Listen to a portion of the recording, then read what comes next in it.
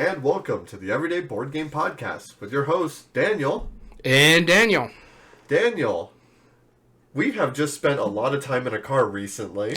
Yeah, a lot of time in the car. Not nearly as much as we did a few months ago. That is true. Yeah, it wasn't as bad. More, and we had a distraction, and we both had to behave because your kid was in the car too. Right, exactly. that was a big factor. But you, me, a friend of mine, and my son, we all went up to... Everybody here knows Jim. Yeah. A friend of ours, Jim. We decided to take a quick one-day trip up to Albuquerque. Unfortunately, one of the local stores there, that's one of the more prominent ones, called Active Imagination. They're closing after 12 years. And, yeah. It's not like I got choked up there. It was just me swallowing my spit. That's all. Sure. Yeah. I'm not crying. It was onions. But no, that was my old haunt when I used to go there. That was the old stomping ground. So I was like, you know what? We need to go say hi. And you hadn't even seen it yet. No.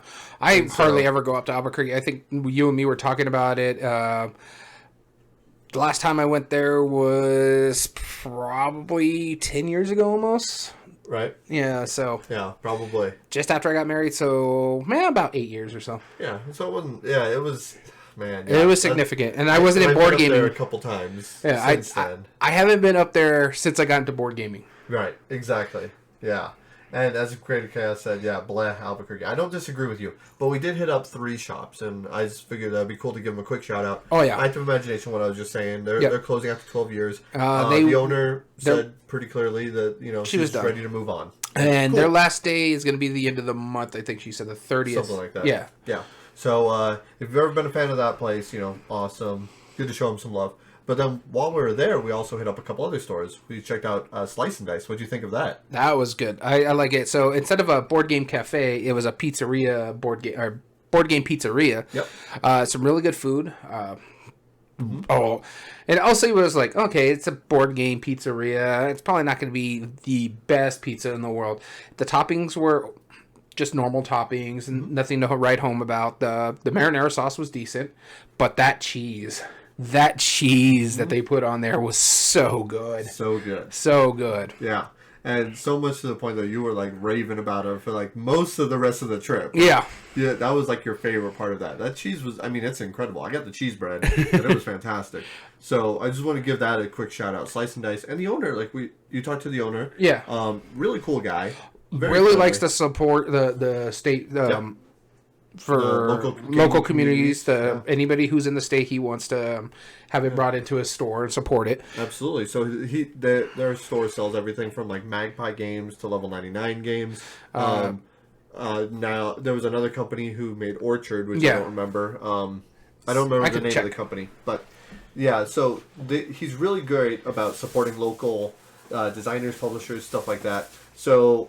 Of course, we want to support him too. So Side Room Games. So if you have a chance, and there was a few others too that are the names are escaping me. So if you have a chance, go to Slice and Dice. It's up in the northern end of Albuquerque. Yeah. Northwest. Very cool. And then finally, we went down to Empire Board Game. Empire. Yep. Yeah, and that's another. And I bought the game with the most ridiculous mini from there. Yes, yeah. Do you want to tell them about it? Yeah, so I ended up buying. And first off, that's your typical board game cafe. It's got cafe food, sandwiches, like sweet desserts and coffee, teas. Yep. But the game I got there was the newest on Match. Was the T-Rex versus Ellie Sattler, I think her name is. Yeah. But that T-Rex mini is just ridiculous. It's not even a mini. So much that one of the employees walked over and said, I haven't actually seen it yet. Hold on, can I look? Yeah. Yeah, and he was like, wow, it was ridiculous. It was nice. Was that your first time at Empire? That was my first time at Empire. I actually get a coffee there too. So yeah, and you like that coffee? Oh, it was good. I got what's called a fire and ice, so it has like a sweet cream at the bottom and an espresso at the top, so they're just kind of sitting on top of each other. That's cool. It was so good. That espresso was strong too. So I was bouncing the rest of the way home. That was great. So I'm glad I was able to show you both those places. I think both of those really do a great job of just providing a good example of what board game restaurants should be. Yeah. Like, they're definitely top-notch. The food's great in both of them. Mm-hmm. I personally, I like the cheese. I like cheese a lot. So, Slice and Dice. But I've known the owners of both of them. Rory, who is the owner of Empire Board Game Cafe, he's a really nice guy too. So, Okay. I mean, both of them support the community. They both really like what's going on, and they provide a good, like, Service. well lit, good service, friendly place, good environment. Well, People yeah. feel safe there. Well, he was Which is what the matters. guy who owns Slice and Dice was saying like people don't even come and play the games there. They like the food so much they just come Yeah. for the food. There's a lot of people from the neighborhoods that go just for the food because that food is so good. Yeah, and then also yeah, he is networking it up, but they're actually really good people. So we just wanted to give them a bit of a shout out. I did like the fact that when we were there, we played some games, we ate some pizza, but there was like other families there. There looked like there was some friends that were hanging out playing some games. There was some people who looked like they were on a date playing some games. Right. Mom and her 2 young sons were sitting there eating pizza and playing games. So it was nice. I really, really liked it. Yeah. What is it? The Empire. That was a little bit not as busy, but mind you, it's a Friday, middle of the day, so it probably would pick up. Middle of the day. Yeah. And it's definitely in the college district. Yeah. And one of the big things about that too, the big difference between the two places is that you do have to pay to play. Yeah, that other one. At Empire, which is $3 You do per person you do have to per pay hour. pay to play at Slice and Dice unless you're ordering food. Then Right. yeah. Right. If you just show up for games, you don't have to. But food, with that, it's free. Yeah. And so, yeah, that's the big difference between the two. But the thing is, I mean, I think Both do well. You saw how well that environment was.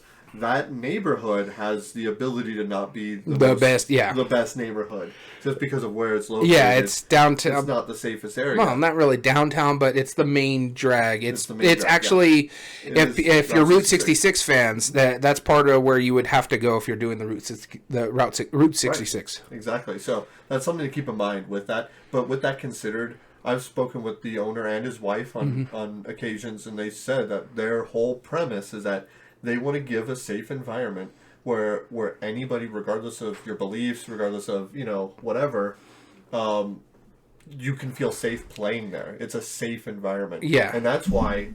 So there's a table full of female people. Not female people. That sounded weird. Yeah. Of women. That Women, were there yeah. playing games, and they were college women. And you could tell that they felt comfortable there, and that's great because there's so many like hole in the wall shops that are just, don't make it that feel are dark, like uncomfortable. Like some of the community Well, just like stare at them. And you're The like, thing is, we were there for shopping. We were looking at some things though, and they didn't give anything about me just standing close to them because I was looking at the wall of what they had for sale, and they looked up at me, then looked down back to their game. They just saw someone coming over, saw that I was just looking at the games, and it didn't matter to them because they felt safe there. Yep. And Creative Chaos, sure to point out, yep, you are a female person. I apologize about that, but you guys get the idea. But we just want to give them a quick shout out because that was a fun little trip that we got to go on to. With that being said, Daniel, we're doing something slightly different before our top 8 debate today. Yeah, I've talked about it with you, and we've been playing a lot of games lately, and for us to just continuously, because we like to tell people what we've been playing, that we want to mention these games, and so we're going to start on top 8 debates. We're going to talk about 2 games that we played recently. Yep. This way we could just get through our backlog. Unless we haven't been playing lately. Yeah, unless we haven't. Then we won't. Yeah, but most you might expect 2 games per player, or per player. I like that.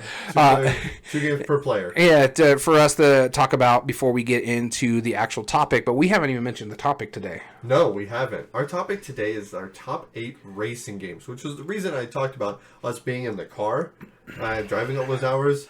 Very loose, transition. I know, not a very strong segue, but that was the goal. Is we're talking about our racing games, and now, I brought this up to you. I was like, I'm surprised we hadn't done this yet, and then you pointed out a very clear fact. I've only played 9 racing games. Yeah. So my honorable mention has 2 racing games that I do want to play, but I haven't played Right. yet. So we'll just have to talk about that when they come to it. But yeah, looking through those lists, I've found that I've played so many racing games, and on top of that, I've played so many bad racing games. Yeah, a lot of them didn't really. We almost got. Speaking of Slice and Dice, they had one of the racing games in there, the Habbo one, Monza. Monza, yeah, I thought about getting We were it. thinking about it. Just because my kids are too old now. Like, I Yeah. don't think they would like it, but I've heard really good things about it, so I've strongly considered buying Monza. Just because. Maybe I'll look online, see how cheap it is. Yeah. I'm thinking about getting it for some friends of ours who have kids, because I think it would be go down pretty well Make for sure them. you let me play it first. So I'm curious. Well, he'll own it, so you can just be like, I know you got it. Bring it down. Hey, I want to play. I want to play Monza. It's like, you're 34. I know. But, like, if you add those together, it's only 7, so it's fine. For Monza, so it's just, for the racing is first to the finish. So there's games in here that are car racing, vehicle racing. Yep. But then we have animals. There's one that's a foot race. Yep. Yep, there is. Yeah, and there's one that weird animals, all sorts of strange stuff. But that's so the category, and there's even examples of like where you're getting victory points, kind of. Yeah. But it's a certain person to get to a certain number of victory points wins immediately, and that's kind of technically a race. It's technically a race, but they don't include that. Like Istanbul is an example of that. First one to 6 points wins, or Lewis and Clark is another example of that. The first one to get to the West Coast. Yeah, winner, and so really it's a victory point track. Board Game Geek has the definition for racing is games where the objective is to be the first to reach a checkpoint by navigation or steering around obstacles, usually by having a greater speed in or control than your opponents. Games in which players simply attempt to attain a particular goal, winning condition, more quickly than the other players are utilizing the race mechanic. Right, and so Grave Chaos, good point. Cribbage would technically count as a race because it's first to 121, right? Exactly. Yeah, no, you're absolutely not wrong. So let's talk about some of the games we've been playing, then we'll get into our list. All right. Daniel. Alrighty, so the first game I'm going to talk about, it's an oldie but goodie. This way, I talk about it a lot, but I did finally, first off, I've gotten the more recent pre-orders that I got for this game. And I finally tried one of the extra map packs that this game that I pre-ordered a while ago and finally got it played. And this is Cartographers. I got the most recent, and it's funny because we played it on Saturday. I'm like, I want to try this new map pack. I played the, I forget what it's called. I think it's Nebulous or the Underdark. That's what it is because you're playing above the ground and below the ground. But that one's interesting because in the regular Cartographers, you can build anywhere on the map you want, especially if someone puts monsters out there, you need to block those spots off. Well, this one, you have to build connecting to other tiles. You have to connect all your stuff all the way back to the gate from above and below. I see. And so it was interesting what would happen, but they had to follow the same placement rules for the monsters. So it had to at least connect, and it has to be orthogonally, not diagonally. Okay. They have to connect. So that blocks off one spot for you for your negative points, but then we were playing with some of the special monsters like the zombie where it spreads after every scoring session. Okay. Or we had, what is it? I think it was the giant in the last round where it destroys after every season, after scoring season, it destroys an empty space so you can't play on it later. And so, yeah, those are pretty cool. Got the newest ones out recently, so I really still dig this game. It's been a while since I actually played it because it was like our go-to lockdown game, so I cooled on it for a little bit. Busted it out, the new expansion pack, so I'm like, haven't played this in a while, and I want to play these new expansions, so let's try them out. Yeah, it makes me dig what they've done, where they just create different little tweaks to the game to keep it interesting. Cool. Yeah, I mean, classic, right? I mean, at this point, well, for you. For me, yeah. Yeah, I've still only played it the once. I have to show you some of these new map packs. They're pretty cool. There's like one where they'll just put special cards into the deck in their volcano, and so the volcano will explode and start destroying stuff, so it messes with your scoring. Right. The more recent one, like the Frozen Waste one, I think adds different monsters into the game that you have to play with, so when they come out, they do like different things and destroy stuff, and so it's been pretty cool. I've really enjoyed it, and I like the fact that when you're playing the game, I have all the monsters and now all the heroes set up, so it's like every season you're adding a monster to the deck and then a hero to the deck, shuffle it up, and if they come up, they come up. If they don't, and you're adding another one, so if the monster that you added in the first season doesn't come up, in the next season, there's 2 monsters in there. There could be 3 monsters in there, so it's interesting. I really enjoy, and I've really had a good time playing this game, and just doing these new map packs, it just made me love it more. That's cool. Awesome. So the first one I want to talk about was a game that you and I played right before our podcast last week. And that's why I didn't put it on my list. Thing. Yeah, because you knew it was coming on mine. Yeah. Bora Bora, Stefan Feld game. It's actually being re-implemented in one of his city collections. Venice. Venice, yep. We finally got a chance to play it because I was very insistent that we played it because this is now... I now only have one game left on my shelf of shame that was designed by Stefan Feld. Which one? Oracle of Delphi. Okay, yeah, I need to get... we need to play that one. Yeah. Yeah. And so, I would have told you to bring it tomorrow if we were recording. Right. If we were recording tomorrow, then okay. But we should explain. So, we didn't talk about this earlier. Little side note, the reason why we're recording on a Monday, which we normally don't. We do Tuesday. Creative Chaos, thanks for joining us. Apparently because it's a Monday. Yeah. Tuesday. We normally record on a Tuesday, and that is because as a Father's Day gift, my wife brought me to the pound and didn't give me up, believe it or not. She didn't surrender me to the pound. She actually said, well, I'm finally coming around to the idea of a big dog. Go ahead and get one. And this was completely a surprise to me. Like it was weird because I drive the car normally, so I had to drive to this location. Yeah. And as we're driving up our highway, I'm like, I don't know, maybe we'll go to the flea market, the space museum, because those are all kind of up this way. And the stuff that you like out there, so. Yeah, exactly. Like I was like, I'm not complaining, but it seems kind of a weird gift, right? You thought she was going to take you to Denny's, didn't you? Oh, goodness, no. Because we just had lunch that day. I know. And so as we were driving, it was so weird. But yeah, she had me turn around. We looked at some dogs. Oh man, so many great looking dogs. Yeah, and this will be our third dog, and it's a much bigger dog than before. But he is unfortunately getting neutered tomorrow. Really? Is that unfortunate? For him.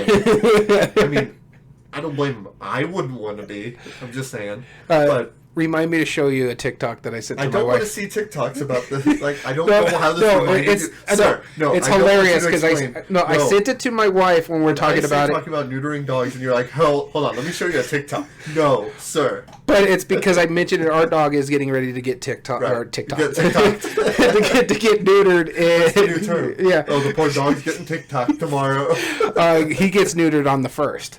So I saw this and I had to show that to her, and now I have to show it to you to know what your dog's going through tomorrow. Your dog's getting TikTok? Yeah, the female one's getting Snapchat though. That's the new term right there. All right. Yeah, show me the TikTok later. What was I talking about? Oh yeah, so he's getting snipped tomorrow, and so when I pick him up, it'll be in the evening. So I didn't want to just pick him up and go, all right, here's your new home. Okay, bye.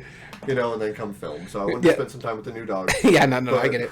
Especially after he's just recently been TikToked. The poor thing. The poor animal. Oh, God, I hope we remember this next week. Bob Barker reminds you, TikTok your animals. TikTok and Snapchat your animals. So you were talking about Bora Bora before we got sidetracked. It's a Stefan Feld game. It's a dice action selection game. There's a series of actions that you can choose from, either by expanding your huts to different parts of the island, getting the resources, doing bonus actions, getting tribesmen and women into your tribe, different things. What's cool about it is, unlike, say, like Castles of Burgundy, which also uses dice, this one, quite simply, you roll your dice, and you always have to go to a smaller number on the action. So if I place out a 6, you can only place a 5 or lower. Yeah, unless you have some special abilities. Unless special ability aside, right? Yeah. But, solid message. On this, though, the higher the number, normally the better the action. You have, like, more options to choose from as well. So it's kind of a cool little give and take. It's like, do I want to send this out? Do I want to expand? I have to expand to 6, so I need to do that first more than anything, but that doesn't close off anything for you. It could be a super spiteful game. Yeah. It's a little bit more friendly with 2 players. Yeah, it's a bit friendly, because, I mean, you don't block anybody from those. Yeah. You just block them from the actions. Having played that other game the previous Oracle Delphi. No, not Oracle Delphi. We were just talking about Aquasphere. Having played that, I think I like Aquasphere quite a bit better, just because of how quick it flows. Yeah. But that, dwelling on it, I still really like it. I've only ever played one Stefan Feld game I didn't like. And that was the children's game? Yeah, that was well, it's not even a kid's game. We found it in the super random. We found it in the children's section. I found it in the children's section. It was weird. But that was the only one that I didn't like. But regardless, I still like this one. I'm very curious one of these days we're going to have to play them all and rank them and really see which ones how they lay, because I'm very curious about that. That was the first one I want to talk about. You know, Mora. when we do like the Stefan Feld or the Phil Walker Harding Day, we should make a list of all the games. We should rank them how we feel right now, and then after we play it all, see how they change. Yeah. Oh, I like that. Because that would be an interesting chits and giggle topic. Absolutely. All right, so my last game is one we played on Wednesday, and so I'll preface Wednesday, which is our normal game day. So we have a group of friends come over, and usually we take turns. So it's that was our mutual friend Dom's day, and so he decided, instead of one really long game that will take most of the night, he decided, you know what, I'll bring like small games, and he brought like 4 or 5, and we ended up playing 4 of them. This one I'm going to talk about was by far my favorite, and it was the first game of the night. Planet Unknown. This game was phenomenal. You and me both were like, what's going on here? It had a great Lazy Susan in there. It's a drafting game where you're drafting polynomials, and so you have to set your marker on a certain section. And when it's the player's turn, the one who is controlling the thing, he can set it however he wants to get whatever piece he wants or they want. And then they can pick it up, place it, and we're stuck with the 2 sections that we can pull from. There's a smaller area or the larger pieces, and we have to use one of those 2 that are in front of us and place it on our board. But if you play the asymmetric system side, there's placement rules. So for me personally, the company I played with, I had a lot of ice and a lot of land. Or not even a lot of land. It was like ice and a few bits of pieces of land.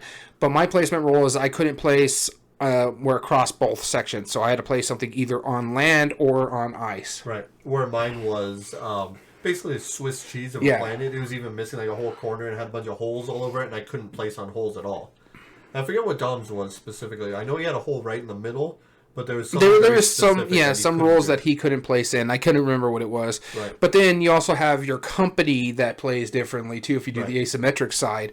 So with mine, I was Oasis Unlimited, so I was just bouncing my water all around the board, and so it allowed me to go up different tracks. So I can go up a few on the water track, and then all of a sudden it takes a sharp turn into the other 3 tracks, and then works its way back over to the first track, because it was like the second track. Yeah. So it makes its way all the way back to the second track, and then it goes into the water and plays around in the water track a little bit, and then it decides to fly around all over the place. And it was fun, and I had I'm like, I just want to get this all the way up, because this part it amuses me. That game. My corporation had a flux track that you could change after you level up, but all your special abilities would apply to that only. Only that track, yeah. And then the thing is with mine, the water scored me a lot of points, so it made sense for me to just race up that track, because if you get to it's like 5 different tracks, and if you get up to the top of all the tracks, they're 5 points apiece. Whereas my water track was 15 points by itself. Ooh. So it was fun to play around with there. And then I didn't notice this when we were playing it. Well, I noticed it towards the end. But if I had played I think it was technology track, and because I was playing on the other tracks, but if I played on the technology track, because one of the rules is if one of my pieces block another piece from going forward, I'm stuck there and I couldn't move that piece. Mm-hmm. If I went up on the technology track, level 1 allows me to bypass a blocked piece. Yeah. So I never ran into that problem just because I played smartly when it comes to that. But there was times where I got screwed over by your guys' drafts. It was like, these don't work for me because this is not helping me at all. Right. And so, but yeah, this game, it played quickly for one thing. Yep. I think we played it in 45 minutes to an hour, and that's with learning the game. Mm-hmm. And the asymmetric it's like even recommends, like if it's the first time play the basic, and we were all like, nah, we're experienced, and it wasn't bad. Yeah, no, it wasn't bad. Once we understood what we were going for, yeah, and man, yeah, it was so good. I to the point I just looked down on Game Nerds, and I'm probably gonna pre-order it for myself. Buy me a copy too. No, it was a fantastic game. Like I was genuinely easily impressed by it. Just all the smart. But you know what my favorite part about that game was, and it's a small little thing. You have double-sided cards, and they're like your end game goals. So like I might have like I'm trying to get like 6 of a certain terrain type next to each other. That was my end game goal. But then there's also the other side where it's a majority goal, and those are placed in between the players. The player on your left, and you on the player on your right, and then in between all the players, and they have their own little mini goal that's going between every set of 2 players. That was awesome. Yeah, no, it's That smart makes because I'm it like, I'm so working for this interesting. one, but I got to pay attention to what these two are doing. Right. And I didn't pay attention very well because Right. both the ones that I was going for, I had to be the lower part on the track. I ended up getting one and lost the other one to you because I was like, okay, I just go up this track. Oh, wait, that just put me ahead of you because you were racing up that track Right. and then all of a sudden just stopped once you got to one level. And you know what's neat about that too is like you're thinking, it could counteract if it's like this has to be I have to be the highest one on this track, but then the lowest one on this track. Yeah. That's still doable. Yeah. That's technically doable as long as you're higher than that player and you're lower than the other player. And the thing is, it also still counts. Yeah, and then you also have to pay attention to what your player board is. Like for me, if it said like I had to be the lowest on the water track, that's not going to give me as many points being the one that's all the way up on the water track for me.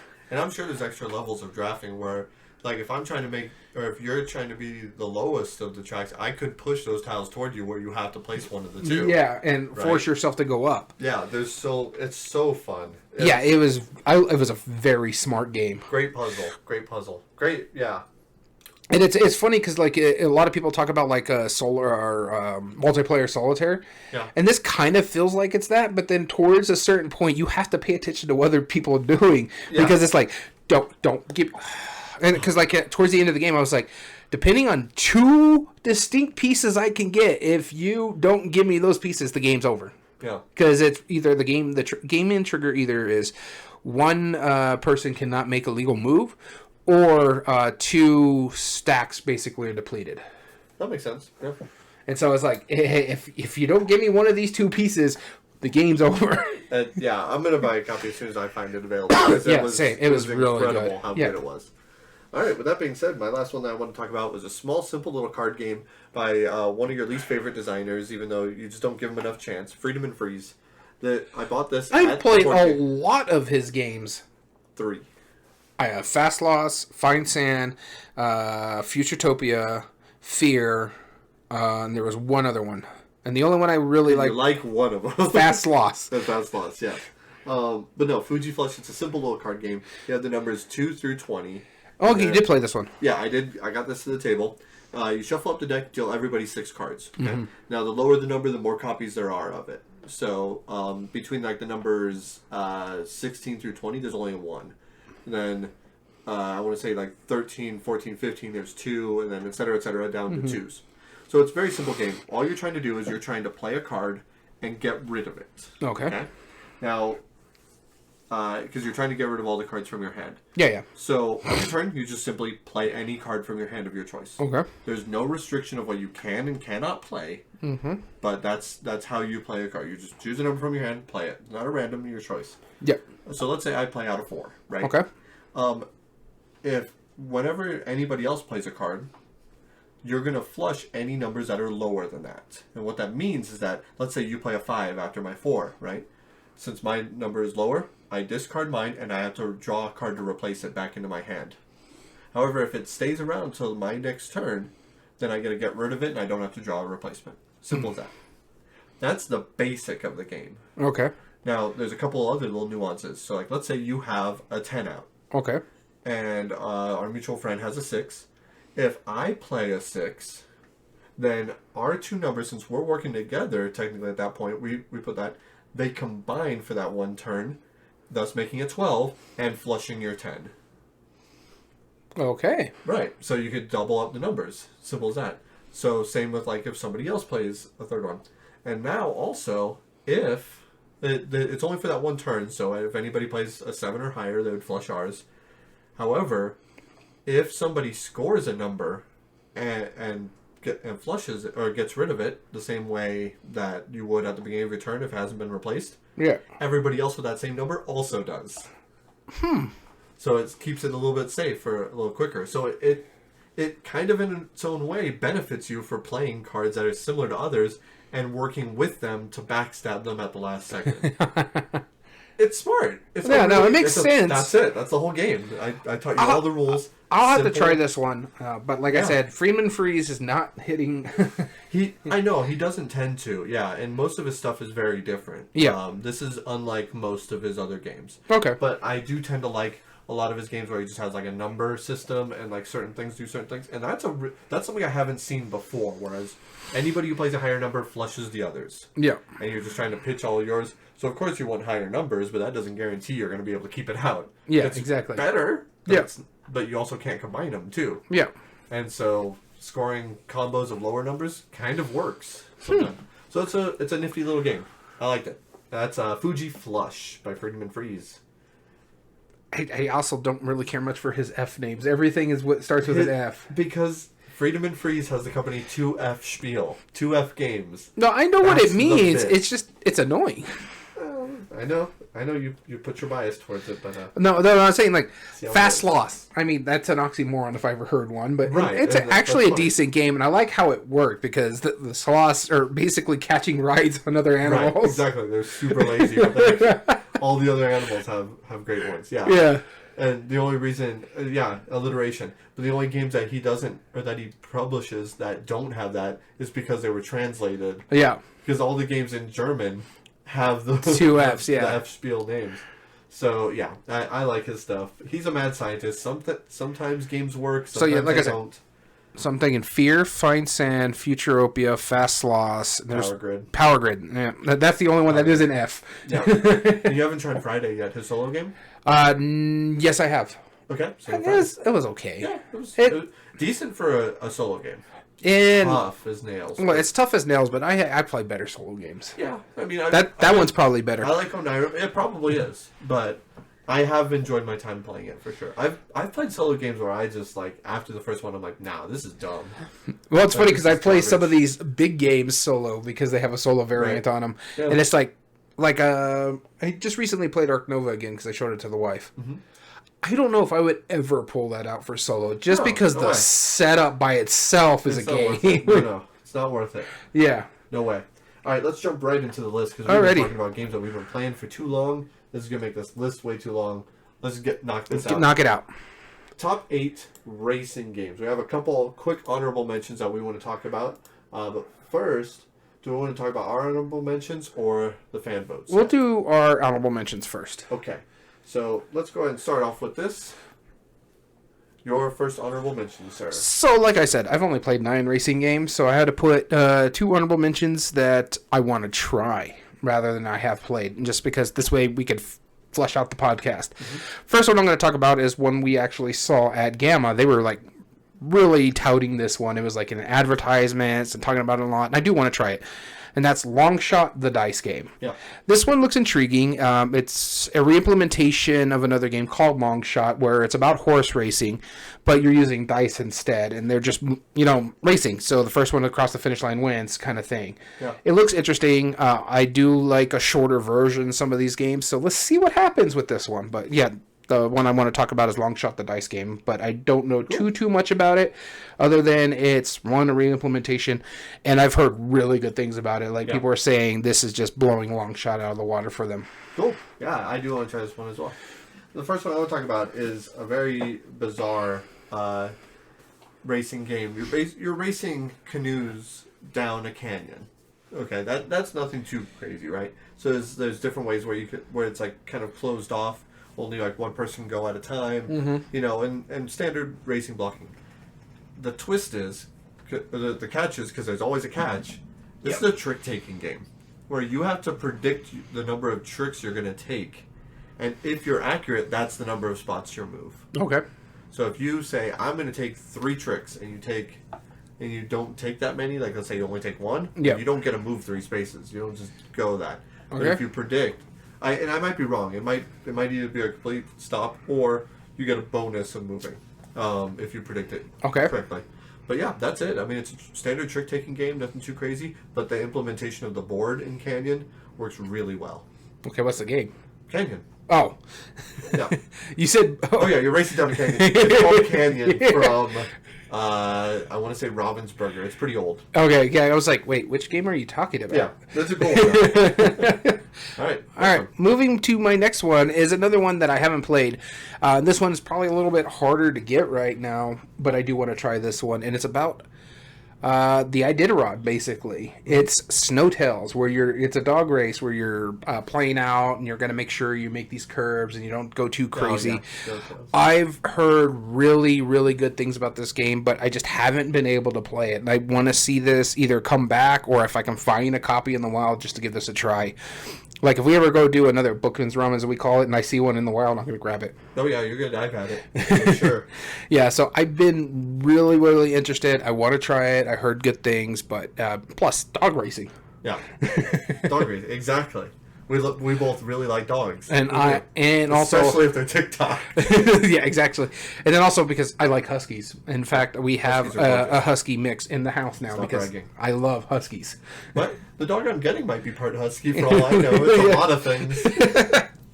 All right, the next one I wanted to talk about is another interesting mechanism for it. You are racing in the quest for El Dorado. You're racing to the Golden City. And you're a guy because it's a Reiner Knizia, but it was nominated for the Spiel, and rightfully so, because it uses deck building as a racing game, as a racing mechanism, which I don't see that often. I've seen it in like automobiles. That's a good example. It doesn't do it well enough. The reason it works is because the cards you're getting help you to go through different types of terrains. I thought automobiles was bag building. Yeah, same thing though. Yeah. Deck building, bag building, yeah, more or less. But that's like how many spaces you move. No, this is you have to, in order to get through like a forested area, you have to play your machete cards. You have to get through the different terrains. You could use, like, if you have an abundance of machete cards, you could go through the forest, but it might be not the optimal route, which already puts it on a completely different list than most, because that's a really interesting decision. It's like, do I want to take the long way that I know I'm more efficient at? Yeah. Like, could that even benefit me? And it has a great catch-up mechanism because the first one to cross over in each tile has to pay 2 extra movement just to get there. Okay. And so that slows down the front player, giving everybody a legitimate chance. And then on top of that, I've noticed Reiner Knizia is doing some really interesting things with deck building now. He's finally starting to do deck building, 15 years later after it started becoming famous. Yeah. But he always adds an interesting twist. With Siege of Rundar is a good example. This one, you have like five cards you can choose from to take it, and when one of those piles is depleted, because there's not many in each pile, then the top row, you choose which one moves down, and then that becomes the next available. Oh, okay. So that's cool. So if I'm the one who empties out a pile, I get to choose what's most advantageous to me. And I just joke about Reiner Knizia games. I've enjoyed. You're starting to come around. I've enjoyed 2 of them so far that I played. I haven't played a lot, so yeah. But they're pretty good. I like Siege of Rundar was good. I wouldn't consider Siege of Rundar as a deck builder. I get why it's considered a deck builder, but you're not really. No, it's more crafting. It's more That's crafting. what I'm saying. He always does something very interesting with. It's not just a standard build up a big deck that is ready to punch people. It's like no, I get it. Yeah, yeah. It's not generic. He does a really neat because twist to it. I mean, technically you are deck building because you're adding more to the deck, but every round you're dropping 2 out. So right, exactly. So you might not even see them. Yeah, that's the twist, right? But with that being said, let's talk about our audience's add-ons. Oh, I thought we were talking about 3 honorable mentions. Oh yeah, we got one more. Forgot about that. Okay. Yeah, my last one here. My last one is Rush and Bash. Same here. Number 1, Rush and Bash. Creative Chaos said it earlier. You like Mario Kart. This is Mario Kart board game. Yeah, hands down. This is the only other one I've played is Rush and Bash. Yeah. Now it's a great game. I liked it. I used to own it, but it just never got played a lot. There's multiple copies in my group. I have a buddy who has a version of it. Yep. You have it. So like literally, a buddy of mine has Angel has his copy. You have a copy, so I don't need to keep a third. Exactly. But yeah, this one, bunch of shenanigans. You're racing. You get stuff to help you win the game by playing traps on for other racers and stuff like that. You have items, that you can like launch across. You have real simple stuff. Yeah. Your card is really just like do an action and then move a number of spaces. Yeah. So if you don't lay down a trap if you can. Right. Exactly. It works really smoothly, and I like its because we all know that Mario Kart has rubber banding for the players, so it helps out the players who are further in back. This does the same thing. You have red and green cards, and you're drawing red cards if you're ahead because they're not as powerful as green cards. Yep. Green cards, if you're further back, you get to draw these in your hand. You only play one of your 3 cards. Boom. you start rocketing forward because of that. Mm-hmm. But you don't want to do it too late because there's a little bit of balance. You want to like try and equal that out so you're not like jumping too ahead. Too far ahead, and then you have to start getting red cards, and that can drop you back. Yeah, exactly. It works really well. But I like it, and it works. Like, it never... It actually works in a board game, honestly. Yeah, rubber banding is a great solution to snowball. Mm-hmm. The snowballing effect is way worse in a board game. Yeah. Because then it completely takes people out of the game, yeah. I'd rather people win unfairly than be eliminated like halfway through the game and have to wait. Wait until everything, yeah. No, I get it. I do dig this game. I do enjoy it. I do need to get played again. Yeah. I'll bring it over sometime. Yeah, but Russian Bash, that was my number one. Apparently you're number one. That's right. So, honorable mentions. The first one was posted by Xavier. He put Flamme Rouge, which is a game that neither of us have played, but we both saw it. You thought about buying it. I thought about it, but I also have Reifenbreit, and that is a bike racing game, and I have not played it yet. Yeah, no, I get it, because both of us looked at it and were like, we're going to be talking about racing games, but no. maybe that's what I'll do on my game day, is I'll just bring a bunch of Spiel winners that I haven't played yet. There you go. That's not a bad idea, honestly. All right, the next one added was by Lorraine, and she added Robo Rally. I haven't played this one. It's so dumb, but so fun. Richard Garfield. It's absolute chaos. Yeah, I agree with what Tom Vassell says. What you should do, put two boards together, only play with the part that's in the middle of the two boards. Never play with more than that. It would take way too long. It will take too long. Mm-hmm. Because every round you're programming like 5 steps. Super fun. Bouncing around, trying to push people out of the way. I think our friend Jim's whole strategy was just to push me into like walls and traps and just be a jerk about it. And it was effective. Honestly, I would not want to play this game with Jim just because it's a programming game. He's good at it, and man, you hate people after it. But I'm glad I finally got my copy played. And then the last one that was added was by Amos, and that was Thunder Alley, which I know what it is. I know what it is. I never played it. In all honesty, there was racing. I've never been a huge fan of racing games, whether it's video game or board game, until a few of these that I've played. I'm like, those are good. Yeah, they're really fun. Let's see what the comments said. We have a few comments. Jai says, can only vote what I've played and enjoyed. Do want to try Rallyman, though. Now, Justin said, Camel Up is a lot of fun, but the newest version makes it even more luck-driven. Been wanting to try Downforce. I'd like to see a comparison of the two. And Jimmy Smith says the real Hare and Tortoise game is way better than the 80 Days remake. So when I put the poll up, I put Hare and Tortoise, right? Because that's the Spiel des Jahres winner. That's the one that actually came up here.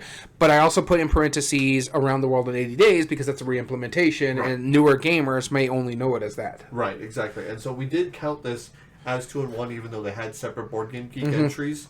And you and I have only played Around the World in 80 Days. Yeah. But it is a re-implementation. It's a little more streamlined from what I understand. And so that's the one we're going to argue. So any differences that are between the two, if you're an old school gamer and you know the differences, cool, awesome. Feel free to correct us in the comments below. That's fine. But we're going to be arguing based on Around the World in 80 Days because, again, that's the one we played. But I completely agree that I like the game a lot.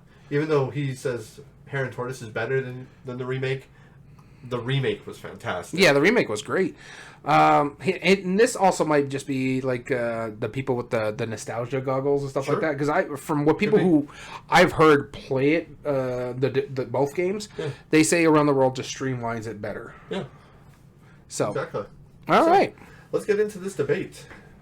All right, we're going to talk about the games in our top 8 racing games. We haven't even mentioned what games there are. That's right. Number 1 seed, Camel Up. Versus our number 8 seed, Hare and Tortoise, or Around the World in 80 Days, which is what we're arguing today. Yep, our number 2 seed, Downforce. Versus our number 7 seed, Steampunk Rally. Going up against our number 3 seed, Pitch Car. You're used to being second on that. Going up against our number 5 seed, Jamaica. No. You must have missed. Oh, no. Versus our number 6 seed, Formula D. Yeah. Our number 4 seed, Cubitos? Versus our number 5 seed, for real this time, Jamaica. I'm like, wait, what are you reading over there? I just don't have it bracketed, that's all. Yeah. All right. So, with that being said... Let's talk about how we rank these real quick. You've heard this a million times before. I know I'm trying to rush us to it, but really, this is what we base off of. we based it off of 5 different criteria. Each of these criteria have 3 sub-criteria that we will get into as they come up. But really, ease of play, how easy it is to get the game to the table and how easy it is to play with the mechanisms. Replay value, which is... length of time and scaling well, minimum number of plays, and expandability. Meaningful choice, how you impact strategies, either yours or somebody else's. Game immersion, does it fit the category the best or the theme matching the mechanism the best? Player interaction, and memorable moments. And art and production. Art, game pieces, graphic design, you know how it works. As well as if we can't come up to the decision, that's why you got to pay attention to our poll on the Board Game Revolution Facebook group. That is our tiebreaker. All right. Whatever's higher moves on. Exactly. So let's get down into this. As always, I pull up the coin of doom. We flip that. Whoever's side it lands on, they are going to be the first to argue. When I pull it out of the cup of doom. That's right. So our first one between Camel Up and Hare and Tortoise, or Around the World in 80 Days. Daniel, I'll be starting our argument. You get Hare and Tortoise Around the World in 80 Days. All right. So this is worth pointing out. Out of all 8 games on our list, these are the 2 Spiel winners. Yes, they are. Now, I will say, Camel Up, I normally don't like start on negative, but everyone was sure Splendor was going to win that year. Oh, yeah. That Everyone was a shock. sure of it, and it was definitely a surprise. Hare and Tortoise, though, however, was the first Spiel des Jahres winner. So it was released before that time, and later throughout the 1973. Yep, 1973. And that was, I want to say 1970-something. I forget exactly when it was released, but regardless, it won the very first Spiel des Jahres. Oh, you're talking about the Hare and Tortoise? Hare and Tortoise was released in 73. Yeah. I think the first Spiel was 77. Yeah, something like that. Yeah, it's only been like 41 or 42. So, Around the World in 80 Days was the Purple Brain re-implementation, a remake of it. Gorgeous. Yeah, it was also by Yellow. Yeah, I was gonna... Yellow helped work with Purple Brain. Yeah. They're the ones who make the book series. Yeah. They re-implemented as Around the World in 80 Days, different theme. Which same works. general idea, yeah. Where what you're trying to do is you're trying to move ahead to certain spots by paying, in this, francs. In the original was carrots. You're trying to move around the board and be the first one to make it around the board by within, I think, a 5-point exact count. Mm-hmm. Like you had to be under, like you got to have like under 10 coins, guaranteed. What makes it cool is that you are using those francs to pay for how far you move forward, which is a lot more efficiently than the farther you move on your turn, exponentially it gets more expensive. Like moving 1 space is 1. Moving 2 spaces is 3 coins. Okay. Moving 3 spaces, 6. Up to like 285 spaces or something weird like that. Like, or 285 coins to move like 50 spaces. Mm-hmm. There's a big jump. It ramps up exponentially. And it has a chart, so it's not too crazy. So that we don't have to like figure it out in your head, but it has a pretty significant chart there for it. Now, the way the game works, though, is if you're running low on money, a lot of the spots will get you money based on either your placement, based on kind of a random thing. Like if you land on a space that has the number 2, if you're in second place, you get 20 francs or something like that. Yeah. Or you can also move back to a certain point, and you get like 10 coins for every space you move back. So it's a really smart, like, mathematical figuring out how to go exactly right back the correct number of spaces, how to move forward, you know, more expensively than not. Yeah. You know, and you might even get to the point where you're like in the last third of the board and you're like, wait a minute, I need to start moving less efficiently to spend my money to make sure I get there correctly.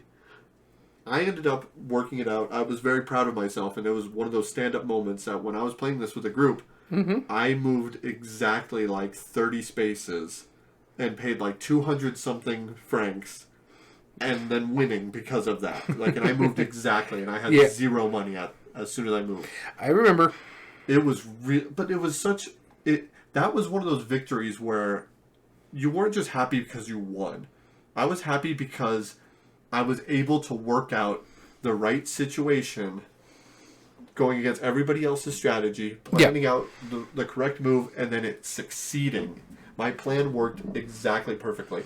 Talk about games that you plan for your future strategy. Yeah, this one, the pinnacle, right? other than like maybe chess, this is up there. Well, yeah. I get the argument with the random. There are some random events that happen. Not as much as in Camelot, though. Yeah, not as much as in Camelot, but there is some shenanigans that could happen. Yeah. But with that being said, I mean, I hate to say it, I like both of them. I think I like one more than the other. One more than the other. I like one over the other. The one I have to argue is probably one of my least favorites on there. I had to actually pull it up. It's been a while since I've actually played this game, so I had to go like a quick reminder how it works. And the main thing about it is, yes, it is a racing game, but the big part of this camel up is more about the bids. The earlier you bid on which camel's actually going to win the game is the possibility for you to get more points. The way the camels move are basically that really cool pyramid in the middle. Yeah. But it's because of the dice. Whatever dice comes out is what's going to happen where they're going to move. Have D3s in it. Yeah. Too, so it's quite interesting how it works. I love a lot of the stuff that it does. There's just the stacking annoys me because it does. See, I quite like that. But isn't the stacking the opposite of like most stacking games? Where the one on top is the leader, but it's actually the one at the bottom because he got there first is the leader? No, it's different because the way the stacking works specifically is that the one on the bottom is the leader, and that's because it is carrying the other ones. Yeah. And that's why it's technically doing all the hard work. Camels don't do that. No, of course they don't. They don't stack. Doesn't make sense. Rabbits don't spend carrots to race in a circle either. I'm just saying. Like, yeah, but that's an Aesop tale. There's actual camel races that you can go to see. I wouldn't recommend it, but can you imagine if they did stack? Like how amazing. No. Technically, they can stack. You just don't want your kids seeing it. That's a race nobody wants to win. Yeah, so it's an interesting game. I enjoyed it for what it was. I'm not a huge fan of it compared to like others. I remember the time we played it. This is the first version, not the second edition. Right. You, myself, our wives played the original Camel Up. And you were the only one at the table that actually enjoyed the game. Yeah. I mean, it's all about the betting. Like, the earlier you bet, see, I don't mind that part. You have to lose. And I do like the stacking of it, how shenanigan that can be. Because if you move a red camel on top of, like, say, the blue camel, then the blue camel moves, it takes everything with it, yeah. And so the amount of movement that it does, that is a common occurrence where others will carry other ones. And so you have the ability to modify it a little bit. Yeah. You can either roll it or bet or whatever. And it works really well in how it works. It's interesting how it works. But as far as the better game. But the thing is, you mentioned it earlier, whereas Around the World in 80 Days, you have to think about your strategy. You can't really strategize in this one. You just have to... Right. You kind of have some information. That's where you can place your bet and where you think is going to happen. The earlier you do, you're going to get your points. But it's all dependent upon what comes out of the pyramid. Right. So you don't know exactly what's going to happen. Whereas in Around the World in 80 Days, all that information is pretty much out there. Yeah. You have way some... more strategic. Yeah. You have stuff that are hidden, basically, but your money's there. So everybody knows how much money you have. Right. So, like you said, you were able to use all your money to get yourself to finish. Exactly. So it's information that's out there. So I honestly think Around the World in 80 Days is a better game because it's more of a game. I don't disagree with you. I do think it is the better of the two games. Those breakout moments when you really plan out how everyone affects each other by their positioning, it's really an impressive feat, honestly. And I'm surprised this hasn't been sought after more since I'm surprised it hasn't been reprinted, like as Hare and Tortoise in the United States, because there's something really, really impressive about it that was made back in the 70s, and it's that legitimately good of a strategy game. My thing is, I like the Around the World in 80 Days because I read the Jules Verne book. I really enjoy. I actually watched the Jackie Chan version of the movies too, so. Yeah, there is a Jackie Chan Around the World in 80 Days movie. He's kind of like a helper thing, but it's quite intriguing. It wasn't bad, but it's just a better game in my estimation because I agree. What Camel Up does, another game implements it better. Which is when it comes to like the betting side of it. Oh yeah, okay, yep, we'll get to that soon. Yeah. So we agree. Around the World in 80 Days moves on. Yep. All right, so that brings us to our next round. Downforce versus Steampunk Rally. I feel bad for whoever has to argue one of these. Yeah. You'll be arguing first. All right, so I just need to get these all together. This one stays. This one's trashed. And I bet you're happy about that? No. Honestly, yeah, it's probably my least favorite racing game on this list. Camel Up? Yeah.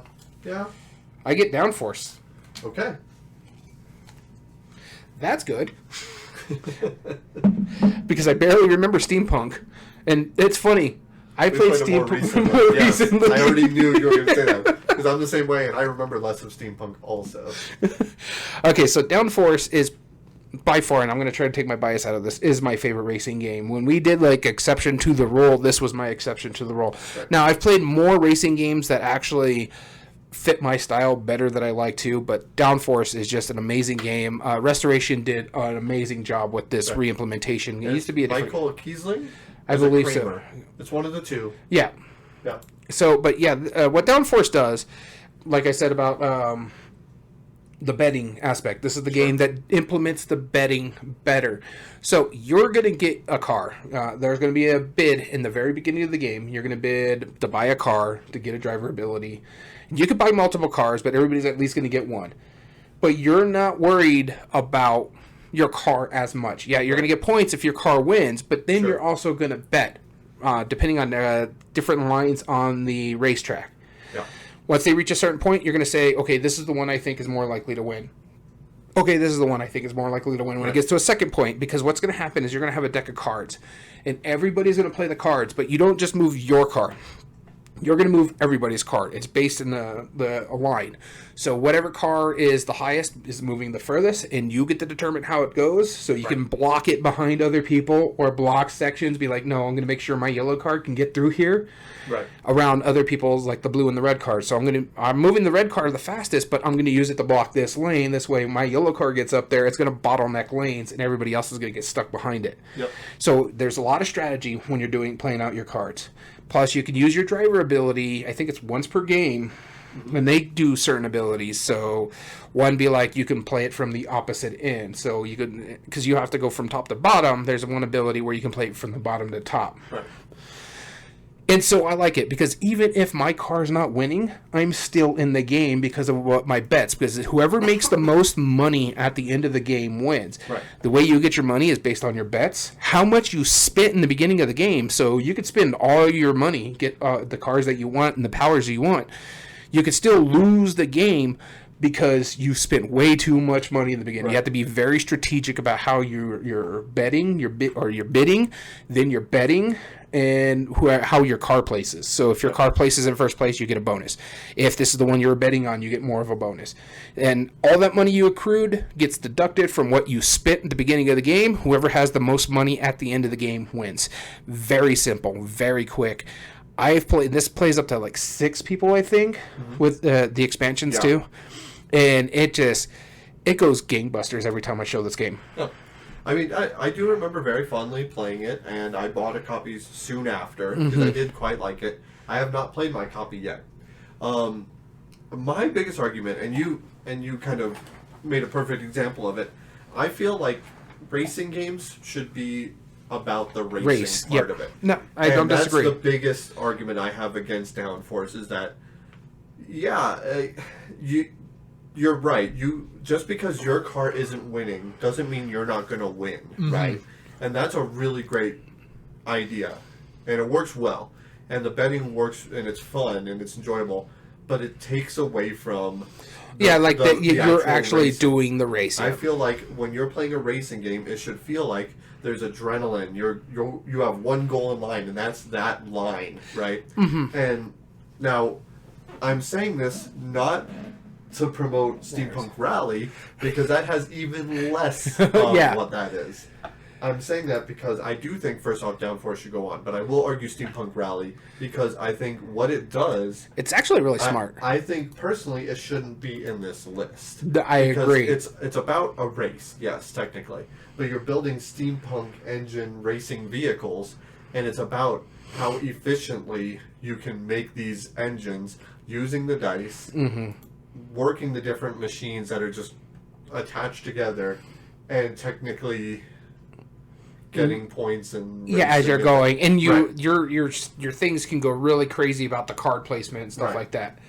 And I say this because I do feel very strongly in this first round that if a game doesn't give you a sense of actual racing, it shouldn't be on this list, even though it's technically ranked high enough for this. Yeah, With that being said, I think easily Downforce moves on. I agree with you. The big thing about Steampunk Rally, though, it's more about building your cars and Yeah. doing the stuff that you're doing more so than the race. The race is Exactly. a small part. Well, at least in Downforce's case, the race Yeah, is still a there's still a big. race. There's Yeah. a big part of it too, Yeah. because you get a lot of money if your car is the one that wins. Right. But you could still get a chance to win, even if your car is not moving well. Because remember, I mentioned things can get bottlenecked. Right, exactly. And if your car is not moving because everybody's blocking you, or they're just not touching your car at all, Right. based on their cards. Which is strategic racing. Yeah, it's strategic. You still have a chance to at least play the game. Right, exactly. So that's why I think Downforce moves on. Easy pick. Which moves us on to our next round. Rank number 3, Pitch Car versus Formula D. Our 6th rank. And Daniel, you'll be starting us off as well. Now I know, like, I made that argument. I'm going to bring this up right now while you're getting set up. Mm-hmm. These are the two games that I feel It's most pure like race, racing. yeah. Yes. I mean, Heron Tortoise definitely feels like a race. You win if you win. I get pitch car. I'm Okay. starting. Yep. Okay. Well, I get pitch car. So pitch car is up there in one of my favorite racing games, and this is the one where I said Down First was the longest one, and then I played some of these other ones. Yeah. This is another one that just really jumped up at me, and that's pitch car. Now, what I will say about Formula D before I get going, that by far is probably the best pure racer Yes. in this category. I'm not going to deny that fact, Yeah. just because of the way the dice work. But going to pitch car, this is probably the most fun out of all the games in this list because To compare. Right. yeah, but the dexterity aspect of it already makes it fun because you're basically just shooting little pebbles around racetracks, and you could build like these crazy bit racetracks depending on what you're doing. So we played the basic figure 8 track, and you're basically just flicking a piece, trying to bounce it off walls. If it falls off the board, you have to bring it onto the board where you originally flicked, so this kind of slows you down a little bit. If you flick it too hard and it flips over its side, your whole next turn is you have to flip your car Yeah. over. And then that's nothing. Yeah, so it's just, it is pure shenanigans because you're like, I don't want to flick it too hard, but I want to also try to flick it where I can use it into the bankment, stuff like that Right. to help go around this turn. There's tracks where you have to flick it hard enough where it can do a jump, or you have... This, to me, is a dexterity version of Hot Wheels, in a sense, Yeah. because the craziness that you could do with the tracks, and I've seen... Some of the I was at Dice Tower West 2019 when they had a pitch car tournament there. Oh, yeah. And some of the tracks that they made, there was some loop-de-loops and some jumps, and these were massive. They were taking like 8 tables up for the entire track. It is just literally looked like match car tracks out there, and it reminded me of my youth when playing with the racing tracks and stuff like that, the toys. And so this gives you that feel, and it's probably one of the simplest game on the list because you're just flicking your thing it's across a the track. So for me, I love Pitch Car a lot. I think this is one of the, like I said, Formula D is the pure racing game. Yes. Pitch Car is the pure fun game. Right, absolutely. So, Formula D, I'm going to argue for that because I've owned the old one, Formula D, Yeah. DE, but I have played the newer one as well. You're right. What it does differently than everything else is that it has gear shifting, which is I haven't seen any, like I've seen gears, like you change gears and stuff in other racing games. Yeah. But it does not do it anywhere near like this because all you have to do simply is you're just racing your car by rolling a die and moving that number of spaces. What makes it different is that there is polyhedral dice. So you have a D4, then a D6, a D8, 10. I think there's a 10. It might jump up to a 12 automatically, then a 20, and then even a D30. Yeah. And when you roll those, when you change gear, you can either shift it up one or down one at Yeah. the beginning of your turn, then roll a die, and then move. Simple as that. But the big catch about The that, catch is if you take a turn too fast, you're going to get injured, right? Get Yeah. too many injuries, you're done, pretty much. And so the way you mitigate that is by shifting down with enough time that you can do that. My only problem with it, and it actually makes sense, but at the time I didn't like it when I used to own this, and this is why I didn't care for it, is that when you shift, yes, you're rolling a d20, for example, right? Yeah. But it's not the numbers 1 through 20. It's like 15 through 25. Yeah. And there's like 2 copies of each. Like, that's the kind of thing it does. It's like, it has the numbers within the correct range, but the actual polyhedral dice aren't just those numbers. You have to roll one that's based off. So in a d20 you might get like no higher or no lower than a 15. And so you could like guarantee a crash if you really just play wrong. So like when I first found that out, yes, it takes more random out of it, which is a good thing for the game. It makes it more strategic and less beholden to the dice. Yeah. But at the same time, it's kind of less fun. It's a little less chaos. So it's a hard time for me to argue that. First, but secondly, the art in it, phenomenal. The track's really good. Really good. Everything makes sense. In the newer version, the gear shifting, like the actual, you have a piece of cardboard and a peg that actually shifts. It tells you what die you move. Fantastic. Yeah. Right? All of the pieces, the components in this, I think personally the pieces and components are better than Pitch Car, and this is the only game I would say that about in this category. Yeah. Just because I like the art that's on it. They've based maps off of different countries. It's technically not as expandable as it, but it's a hard knock between it. I would say just because of that one little random, there's the slight luck with what die you roll, like when you gun it, I think that lowers it slightly less than Pitch Car to me. Okay. But we'll just do a quick, simple over a category just to help us in the chance of moving it on. Okay. Ease of play, Pitch Car. Pitch Car. Replay value. Both. Yeah, both of those. They're both infinitely scalable. More meaningful choice in Formula D. Formula D, yep. Game immersion, that goes into... Well, both of them feel immersive. Yeah, that's what I'm saying. This one's tough for me. So you're saying art and production for Formula D. No meaningful choice. I can't give that to Formula D because I feel dexterity... Like, we've done this before. We talked about that. I feel like dexterity is automatically, like...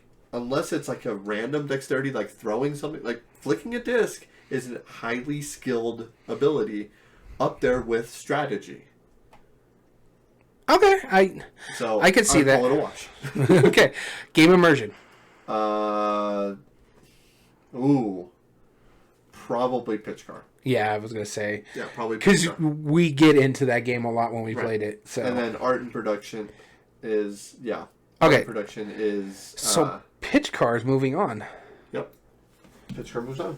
Okay, I was not expecting that, just because of the pure racing. You know what I mean? Yeah, no, it personifies exactly what we're arguing today. Yep. So our next one and last one for the first round. Yeah, Cubitos and Jamaica. I know which one I would prefer to go move on. Yeah, but we'll I'll see. be arguing first. All right, so I gotta trash this one and move this one out of the way. Okay.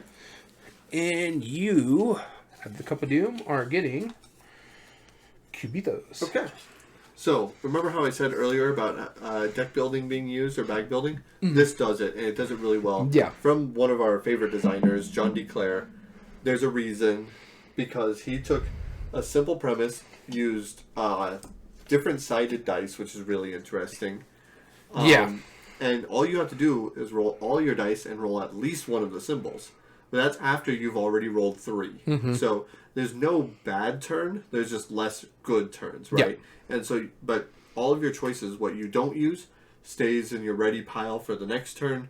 There's a little bit of convolution with that, but it does make sense what you're trying to do. Is that's just basically, that's the same as which cards you keep in your hand for your next turn. Yeah. What you didn't roll. Anything you do use goes into your playing pile. You move the different animals or use their abilities accordingly. What I love about this game is that there is 56 cards in it. meaning every single one of the 8 different player or dice types that you have has like 7 different versions. Yeah, yeah. And there's multiple different setups for how to play it. Or you could just shuffle them up and then just play one of each. Like, it's absolute chaos. I love it. All of the dice work really well. Some have more faces than others. Some have like little battle things where it's like, well, whoever has the most of the swords gets a little bonus. And then you lose those dice. Everybody who is part of those, or whoever won gets rid of those. There's certain ones that are just safer. Certain ones that let you get other dice better. They all have their own little quirks. The art is crazy adorable. The pieces are fantastic. I just wish the board was a little bigger, but that's my only qualm with this game. The board was an issue for me. I did like it a lot, though. Right. I remember winning that one just because Right. you guys were all trying to go to those different spots to get extra stuff, and I'm like, you know what? I'm just going to go in the inner track and just go fast as you can. Hope for the best. keep running. And so, yeah, my only thing about this is it can be lucky at times because you have to be because it's dice rolling. Yeah. And that's the big thing, and there's not a lot of chance to mitigate it either. Right. The only mitigation is which dice you're going to be rolling. Well, so you draw those at random, or no, you choose which ones come from your hand and which ones you're going to be rolling. What I like about it, though, is that you can't ever bust unless you have 3 or more dice ready. Yeah. You always get the option to move on your turn. And Yeah, it's yeah. not just like in like a deck builder where you draw 10 or draw 5 cards and like, oh, these are all garbage. My turn is just a bust. Right? Yeah. You don't ever do that. That's the mitigation. But then also on top of it, even if you bust, though, you go higher in the fan track, which gives you extra little bonuses. Yeah. For mitigating. No, that. it does you get things more really dice. well. Yeah. It's just the dice. Just because of the luck of the roll. Yeah. The reason why I run the race disagree. is because I got a lot of feet. And then, like, some people were trying the same strategy I was, and they just were rolling blanks. Yeah. So it's just... When it comes to It's a bit of luck. when it comes to Jamaica, you're basically just pirates racing around the Jamaica area, trying to get as much treasure as you possibly can, be the first one to finish, and count up your gold. But what I like about Jamaica, and not really good for like going to the racing category, is that you could fight other players in this game. Right. If you would, when you land into space with another player, you could trigger a fight, and whoever has the most cannons basically ends up victory. And you can only hold so much. I like this too. So much stuff in your space. So if you have a cannon, that takes up a whole section. Right. If you have treasure, that takes up whole sections because you're in a ship. You don't have a lot of space. Right. So I like a lot of that does, and it does feel racy. It does have that. There is that aspect. No. But honestly, it's not the best racing game. No. I have 2 qualms against it. My only thing with Jamaica, if we were doing a pirates category, it would fit that. Absolutely. When it comes to race, Yeah. No, my 2 qualms against it is that first off, if you and me get in a fight and you have more cannons than me, then I get hurt, I go back to the last skull spot. Yep. Well, if there's somebody else there, that's another fight. Yep. And so you can get bounced backwards All the way back. much. And that's the one issue I had with it Not too. beholden to yourself. But then the other thing is, and I think you forgot about this in the thing, whenever you pick up things like, say, more cannon or more or coins or whatever, You can't put it in the where you had other you stuff. have to either put it in an empty spot or replace something entirely. Yep. Meaning that if I have a spot that has, if I have a bunch of good stuff, I'm like, I don't want to get rid of it, and I have a spot that has like 2 coins and I get like 5 coins, I only gain 3 coins because of that, because I'm replacing the 2. Yeah, I remember that. That's, I mean, it functionally in the game it's necessary, it makes sense, but it's like, how does that work in thematic? That takes you out of the theme. Mm-hmm. But another thing, another thing that I found out about this game is most of the times when we're talking about expansions, they make the game better. Everything I've heard about the expansion for Jamaica, they tell you not to buy it just because. As a proud owner of the expansion, I have yet to play it. And I think we should try it just to see what everyone's talking about. Yeah, and it doesn't look that bad. Honestly. No, but like I said, fine. they say it makes the game more convoluted than it has to be. Unnecessarily. Yeah. So for me personally, I think Kubito should move on. I think it's a better game. Don't get me wrong, Jamaica's not bad. It's just not great compared to when it comes to that pure racing. Yeah, I completely agree, 100%. So Cubitos moves on. So that was it for our quarterfinals. Daniel, we're going to pull up the Facebook poll here in a bit, and let's talk about what percentages yeah. of votes did each of our limited games get. Yeah, it's still bothersome for me. So our first elimination was Camelot. At least it's easy to find nowadays. Camelot was at 22%, and I believe, that was our highest vote getter. Yep. And it got eliminated. There was a reason why it was number 1 on BGG, too. Yep. There was only one game that ranked above it in the racing category on Board Game And I haven't Geek, played it. and that was Quest for El Dorado. All right, so the next one eliminated was Steampunk Rally, and it got 5% of the votes. Mind you, right now we're sitting at 18 votes. Again, That's probably about 1. Yeah, the thing is with us, with this one, we try to let it sit for more. We had to put the thing up because we're filming ahead. For about a day. Yeah. All right, the next one eliminated was Formula D, which was our 6th seed, and it was sitting at 16%. So probably 3 votes. It was our second best vote getter so far. Okay. Finally, Jamaica was eliminated by Kubutos recently, and it was sitting at 5% of the vote. Thank God we didn't go to a tiebreaker. Right? That would have been awkward. Yep. All right. So now going into the semifinals. We have number 2 Downforce going against number 8 Around the World in 80 Days. All right. Let us begin.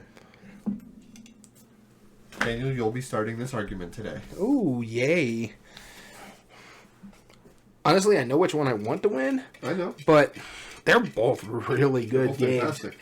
And one's more strategic than the other. Hands down. And I get Downforce. Okay.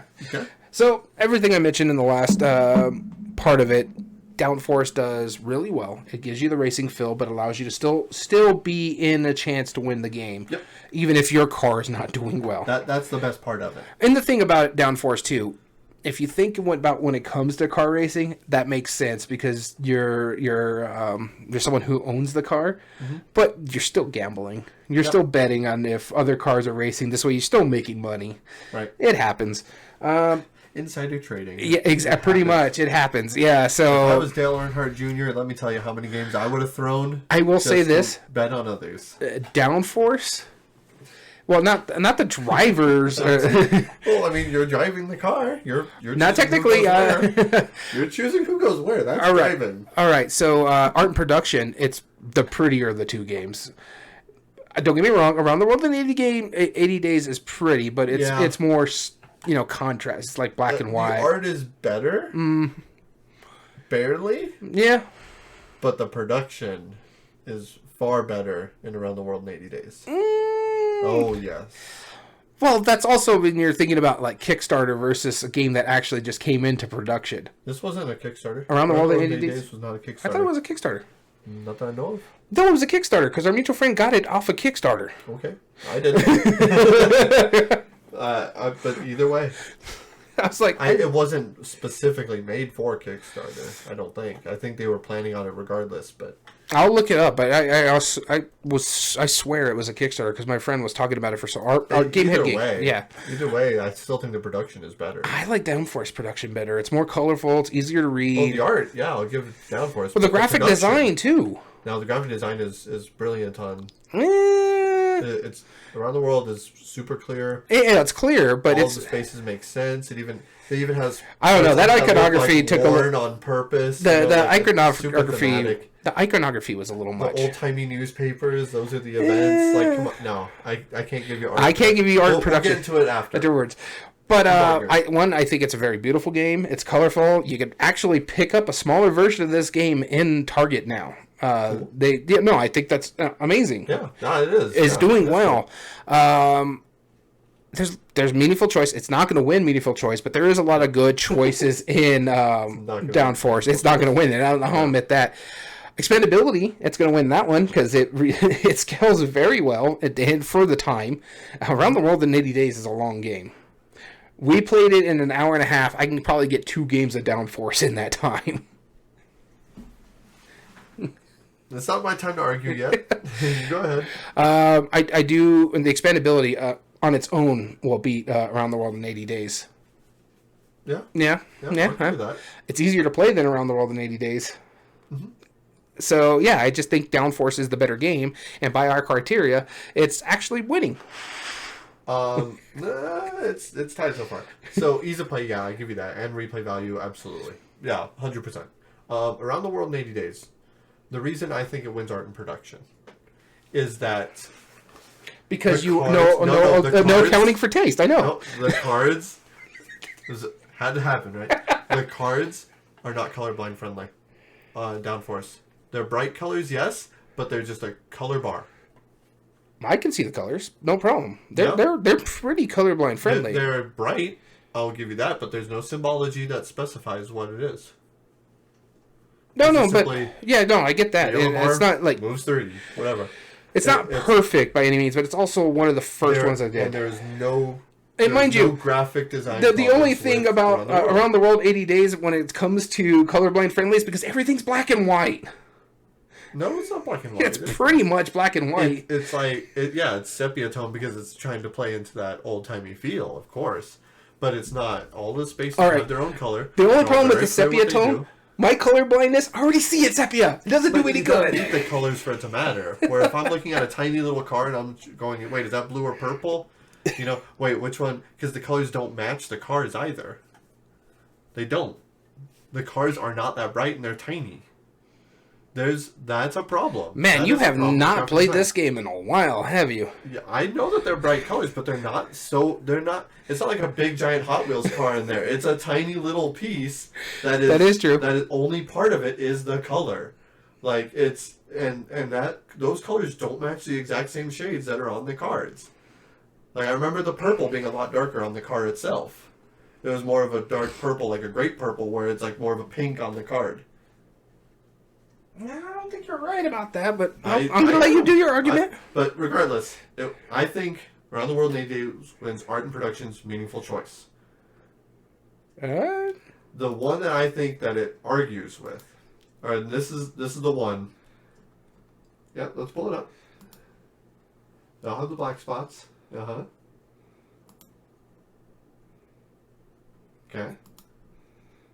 All right, so we're just Look at looking that. Look at that. No, that's terrible. So people who are listening, we're pulling up the images. That's awful. What those is? tiny little cars across the way. I can't tell the difference between the orange and the yellow. That's yellow. The red That's and the orange. green are not great. That's green. That's red. But they're not good though. If this is like you can tell the light's hitting it like as perfect as it can be. Like look at the cards. Well, I got to find the cards. Yeah, find the cards. I mean, orange and yellow should not have been in the same one. I'm sorry. And even if that's the yellow, orange, green, red's way up there. you could have picked so many different colors. You really could have. No, I think that's a misstep on them. Honestly, I'm fine with it. I honestly see the colors well, but I have a different color blind than you, so I can't really say too much. No. That's awful. Really? It's really bad, yeah. Yellow? And you know what? I actually remember Orange, when I played red, this, I green. moved the wrong car. I do remember that. Legitimately. Because they don't match. Like on the actual movement cards, yeah, it'll say it. Well, I'm trying to find the actual movement cards, but I might have to bust out my copy because... You know why they're not taking pictures of it? Because it's not colorblind friendly. There you go. Yeah. They're the same colors. Yeah, but they say There is no purple. No, there's... And you're saying there was no graphic design that tells you that it tells you the color. Okay, but still, they don't match great for the cards. I remember I moved wrong pieces by accident. Yeah. Say what you will, but that's a knock. There's nothing in Around the World in 80 Days that needs You were just saying specific it doesn't say anything what color they are on the card. It tells the color. Okay, it tells you the color, but that still doesn't... The card doesn't tell you what color it is. But that was it. That was your knock. You know what they should have done? They should have changed the model of the car. No, I agree with Should have that. been slightly different. They should have been different models. I'll agree with that. Or some kind of signature on But it. honestly, for the price point too, it wasn't that bad.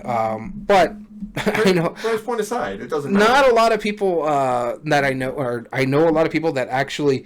Speaking of a racing game, Mario Kart, Monopoly, they've pulled the cars out of it. They put it into the game. No, I don't disagree with any of that. I'm just saying that like there's nothing in Around the World in 80 Days that needs to be color specific, so it doesn't matter. Like nothing being colorblind. Like you could be completely grayscale and you're still going to be able to play it just as easily as anybody else. That's a factor. Okay. So art and production, I think, does go to Around the World in 80 Days. All right, I'm pulling it up because I'm not going to give leeway on that. More than likely, we're going to have to do a wash. Because it comes in a really heavy-duty, nice, double-layered box. Like, it has the box that slides out like a drawer. That's fun. Gold leafing on the box itself. Oh, but look at that board. Yeah, it has, like, little coffee stains on purpose. It's in theme. All those symbols make Yeah, sense. There's nothing that a colorblind person would not be able to use on this. Oh, no, I don't The disagree. function of that, you have the cards that are the different events. You have all of the different things that you can use. You have to get rid of those cards. They match the symbol. There's no physical problem with this game. Not graphically. Everything functions perfectly. I don't know, that's very busy. No, it's not. It's a single track. No, it's a single track, but it's just a lot going on that board. But you're just making up stuff. No, I'm just looking at it and like making up stuff to argue. I do like the little top hats though. The top hats are better. Every game with top hats is better. Every game with top hats. I will give you that. The top hats are nice. All right, but really, I think what it boils down to is game immersion. Yeah. Personally, but I don't think. So, which game fits the category best? I think that's Around the World in 80 Days because you are racing. That is your function. I get it. Downforce really fits. Player interaction, I think with the ability to cut everybody off and move other people's cars, way better at Downforce. Memorable moments, I say we call that a wash. Which means the whole category is a wash. Yes, which means it's up to the fan vote. All right, I'll give you that. Which I do think Downforce is going to beat it in that. No. I think I'm arguing my side. I'm letting it go because I don't agree with everything you said. Huh? No. I'm not whispering to the listeners at all. I know, I heard you. But I'm just thinking, Downforce wins at 11%. Okay, and Heron Tortoise 5%. Yep. I give it that, but I do think between the two, that is a wash. They're both very thematic. They're both very good at what they do. Not argue that. I don't know how you say Around the World in 80 Days is a prettier game. That thing is... it's gorgeous. I just looked at the board. It's boring. I love that board. That board... Yeah, no accounting for taste. You're the one who's arguing one that's not colorblind friendly. Of all people, you should be okay It is with very colorblind friendly. Our biggest thing is that we talked about that they need to do shade variants. The green is a lot darker than the red, and the orange is darker than the yellow. It was not to me. It was not. It was not a lot darker. No, sir. Well, there was a shade variance between those If two. we put it in grayscale, you wouldn't be able to tell the difference. Because it's gray. I could tell the difference. One would be darker than the other. Bust out your game. Let's test this. I will put a black and white filter on here. We'll do it after the podcast because we're already having streaming issues at the moment. Okay. Because you notice how much it's going into the red? I know your dog has been having those accidents. Those current streaming issues. Our next one is going to be Pitch Car versus Cubitos. I'm so sorry, listeners. I mean, we got very passionate, clearly, about our arguments. But Downforce did go through. For all of you guys who are voting for Downforce. All right, who's going first? You'll be arguing first. Well, apparently I'm getting Cubitos because that was the first one I saw. I grabbed both things and it's just what was up on my face. That works. Always go with what's up in your face. So Cubitos, this is tough for me because honestly I really like both of them. Mm-hmm. And this is hard when we're talking about like pure racing. It's Pitch Car, but Cubitos is there. Again, when we're talking about meaningful choice, that's Pitch Car again because it's just you're more beholden to dice rolls than anything else in Cubitos. Right. So this is really really tough for me. Mm-hmm. But Cubitos, everything you said in the last round was true. It is a very beautiful game. It is got a lot going for it. John DeClaire for one, he does really good stuff. It's just hard to think this one is actually going to move on because I think when it comes to game immersion, you do get into it a little bit, but you're basically racing dice. You're little racing cubes. So how much you can do. I will say The art production in this game is through the roof. Yes. For its price point, too. It's not super expensive, and there's a lot of dice in this game. It is cheaper than Downforce. It is. Or not Downforce, I'm sorry. It's Pitch cheaper Car. than Pitch Car. Yes. Well, but that's because Pitch Car is pretty much all wood. Yeah, don't let termites get into your house. No. That's a hard argument. So for me, this one is a little bit hard for me, so I'm going to let you do some arguments as well, and I really just want to break it down. Okay, I don't disagree. Because I think that very clearly, I think Pitch Car would likely move on with a couple of exceptions, because we've argued the idea of is dexterity strategy, because they're both incredibly based on skill. Just whether they're skill in here or skill physically. Same thing. The brain is a muscle for a reason, right? Yeah. Even though I don't think it technically is. But, regardless.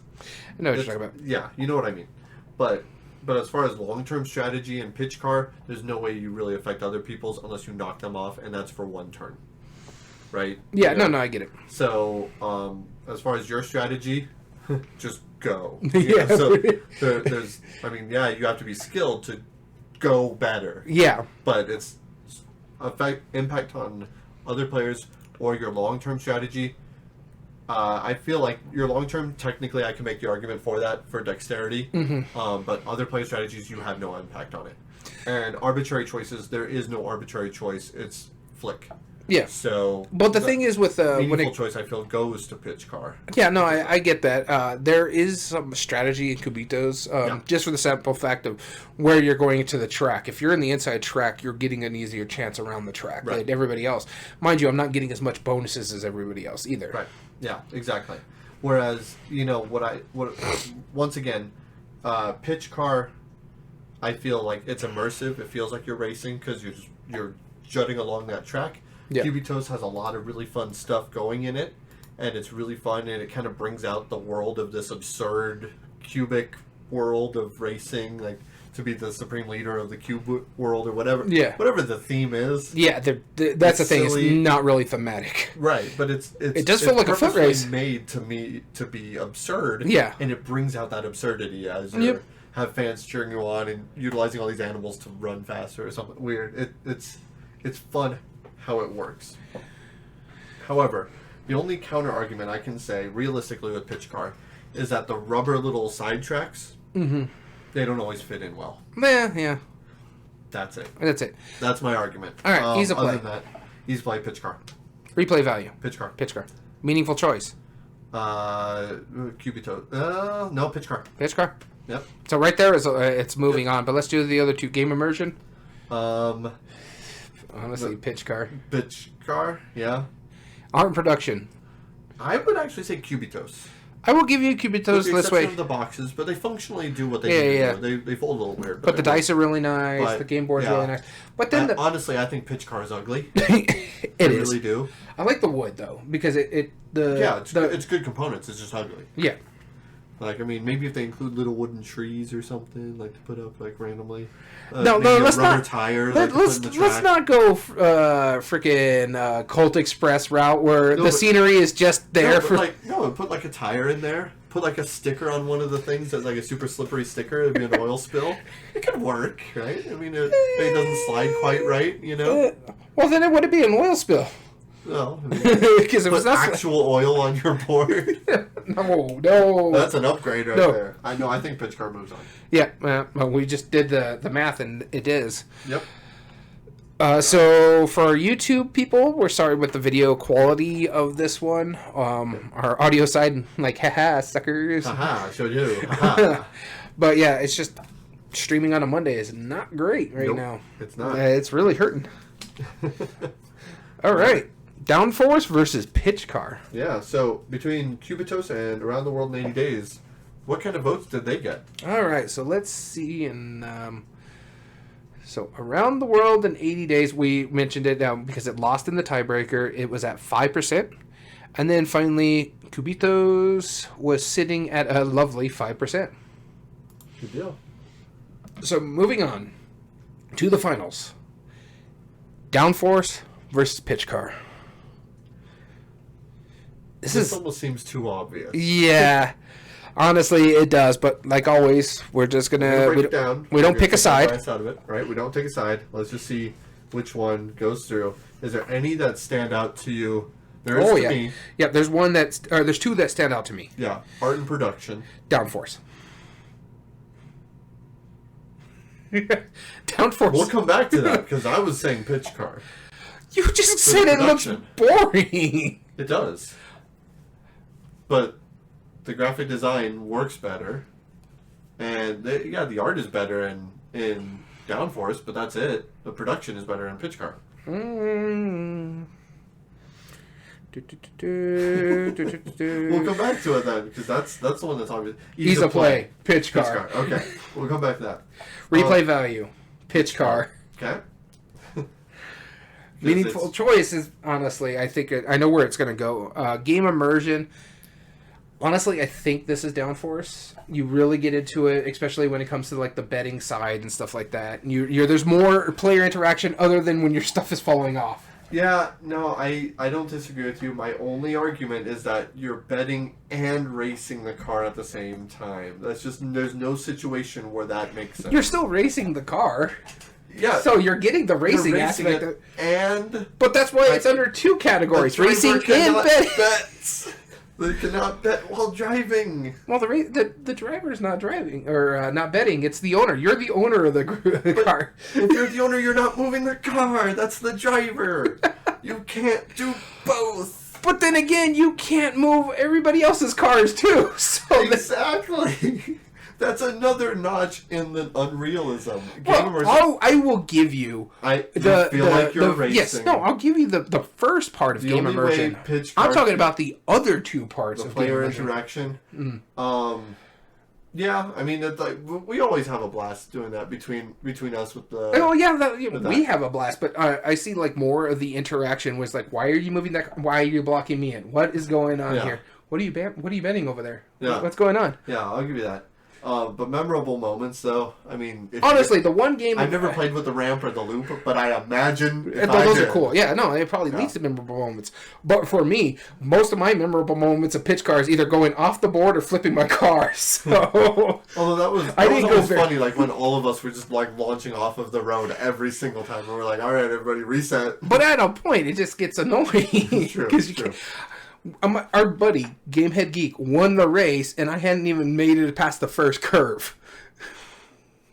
I admit. That says less about him. No. But I'm saying, that's my memorable moment, is that I sucked at the game.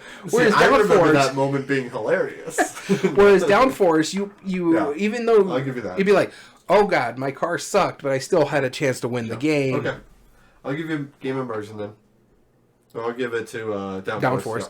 But for me, it's just, I'll give you the fitting the category best pitch car, hands down. Easily, yeah.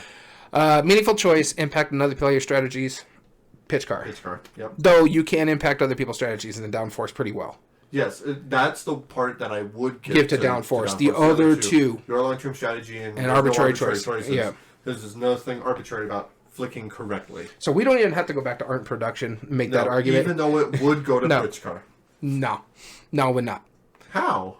The art is better. Art's better, but pieces and components, pitch car. The cards are better. Pitch car. No, the graphic design is great.